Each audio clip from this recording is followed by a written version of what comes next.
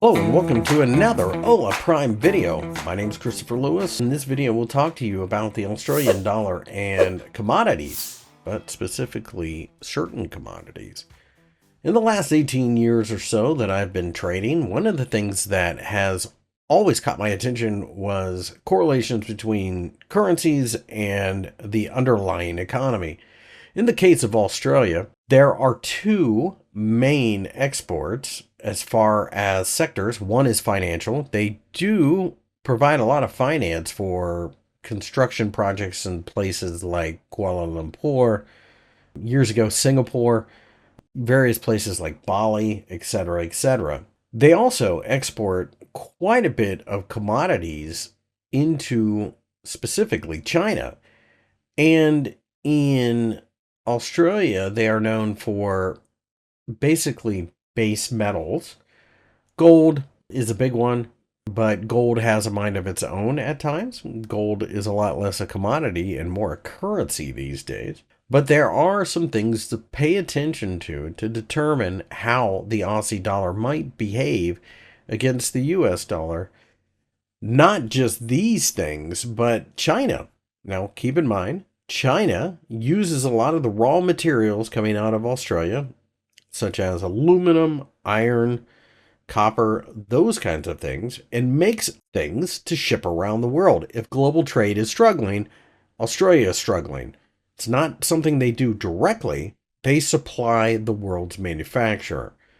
There are other places their commodities go, obviously, but if China is doing poorly, you can generally expect the rest of the world is. However, instead of going too far into the weeds of Chinese economic growth or lack of, because there are some concerns about the clarity of the data that comes out of China, you can just simply follow the commodity themselves, and it'll give you a heads up.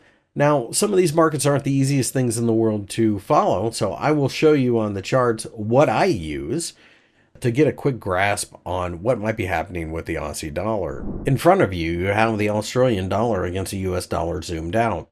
Now, remember, I said something about Australia having a major export sector of commodities and, of course, financing large projects. So I use that to determine where the Aussie dollar might go. There are other things that you have to pay attention to, like interest rate expectations and that kind of thing, but this is the clearest one-for-one setup that I have found. Now, what I will do is I will use 3 different markets to kind of gauge where the Aussie may go, and then I start to look up for my setups accordingly. So on TradingView, you can add other assets and see how they compare. But in this case, I'm going to do a handful of them. So what I want to do is add them in separate windows. It's just a little cleaner and easier to see. So the first thing I will add is a new pane that has the price of gold. Now, Australia is an exporter of gold. You would think, all things being equal, and unfortunately this is what retail traders are taught, that as gold goes, so goes the Aussie dollar. But you can see that's clearly not the case here. And the reason for that is that during this time frame, over the last several years, the gold market has rallied from somewhere around $1,100, so $1,100 at the bottom, to about $2,900 at the end of the chart. At the same time, the Australian dollar has been all over the place. So what this comes down to is why gold is rallying, especially in 2023 and 2024 and even into 2025. It's a safety trade. So what that means is both gold and the US dollar are rising. Now, if the US dollar suddenly starts falling, you would expect gold to rise. You would expect the Australian dollar to do fairly well against it. But that's not necessarily here nor there. That's just the US dollar's weakening. You have to understand that gold is rallying as a safety play, and that typically helps the US dollar as well.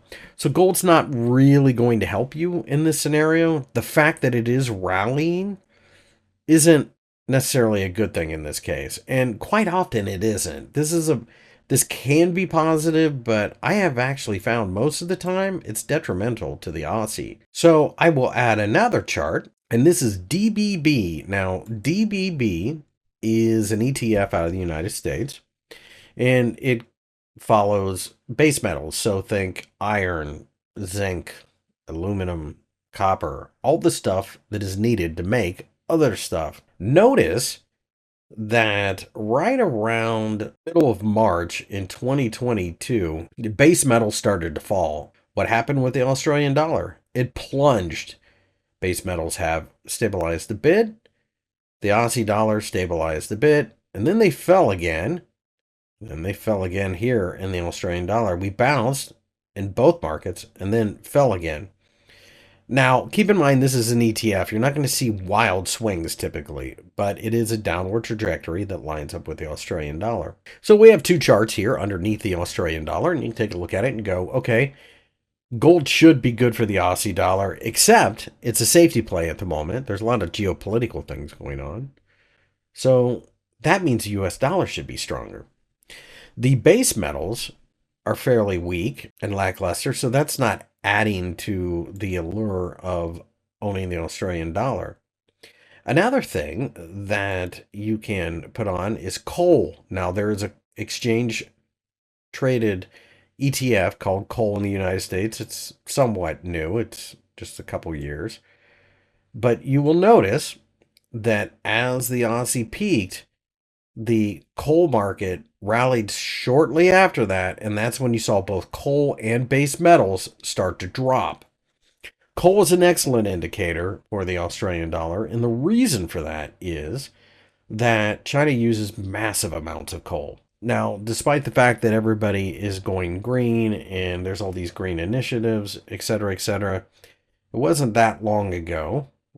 Well, I wanted to say 2022 or 2023, China announced 200 more coal-fired power plants. So as coal goes, it can give you an idea of how the Australian dollar goes because they export a lot of coal into China. China has its own coal mines too, but China uses such a massive amount that there's literally no way that they can fire all of their own. And in fact, a lot of the Appalachian coal ends up in China these days. So it's imported all the way from Kentucky, West Virginia. So looking at this chart, you have gold clearly running a safety trade right now. And there's been times where it's worse and times when it's better. But you can definitely see there is a correlation.